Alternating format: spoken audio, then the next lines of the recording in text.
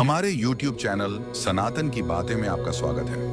अब तक हमने भगवत गीता के 8 अध्यायों में मनुष्य के जीवन की उलझनों को समझने का प्रयास किया। आज श्री कृष्ण एक ऐसा ज्ञान देने जा रहे हैं जिसे वे स्वयं सबसे श्रेष्ठ और सबसे गुप्त कहते हैं। इसीलिए इस अध्याय का नाम है राज विद्या राजगुह्य योग। कुरुक्षेत्र की भूमि पर अर्जुन अब भी गंभीर प्रश्नों में डूबा हुआ है। वह जानना चाहता है, हे कृष्ण, जीवन का वास्तविक सत्य क्या है?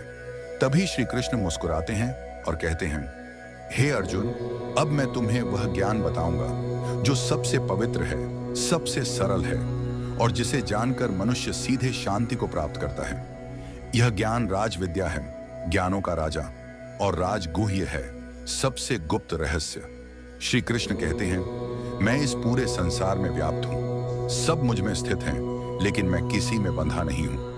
जैसे आकाश में वायु रहती है, लेकिन आकाश वायु से बंधा नहीं होता, वैसे ही मैं सभी में हूं, पर बंधन में नहीं हूं। अर्जुन आश्चर्य से सुन रहा है। श्री कृष्ण आगे कहते हैं, जो लोग मुझे श्रद्धा के बिना नहीं समझते, वे माया में भटकते रहते हैं। वे सत्य को देख नहीं पाते, लेकिन जो व्यक्ति मुझे श्रद्धा और भक्ति से स्मरण करता है, मैं उसके हृदय में स्वयं प्रकट होता हूं। श्री कृष्ण कहते हैं, हे अर्जुन, भक्ति कठिन नहीं है। यदि कोई सच्चे भाव से मुझे एक पत्ता, एक पुष्प, एक फल या थोड़ा सा जल भी अर्पित करता है, तो मैं उसे प्रेम से स्वीकार करता हूं। भक्ति दिखावे का नाम नहीं, यह हृदय के समर्पण का नाम है। आज का मनुष्य भी अर्जुन जैसा ही है। वह सोचता है, मैं योग्य नहीं हूं, मैं पवित्र नहीं हूं, मैं कैसे ईश्वर की भक्ति करूं? श्री कृष्ण स्पष्ट कहते हैं, यदि कोई पापी भी सच्चे भाव से मुझे भजता है, तो वह भी पवित्र हो जाता है, क्योंकि भक्ति मनुष्य को अंदर से परिवर्तित करती है।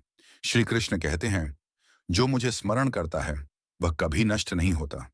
हे अर्जुन, मुझ में मन लगाओ, मुझे भजो और मुझे ही अपना लक्ष्य बनाओ। यही राज विद्या है, यही राजगुह्य योग है। इस अध्याय से हमें यह शिक्षा मिलती है, ईश्वर हमसे दूर नहीं है। उसे पाने के लिए न कठिन तप चाहिए, न बड़े यज्ञ, सिर्फ श्रद्धा, समर्पण और प्रेम चाहिए। इस अध्याय से आपने अपने जीवन के लिए क्या सीखा? कमेंट में जरूर लिखिए। गीता का यह संदेश आप हमारे YouTube चैनल सनातन की बातें पर प्रतिदिन सुबह 8 बजे सुन सकते हैं। जय श्री कृष्ण।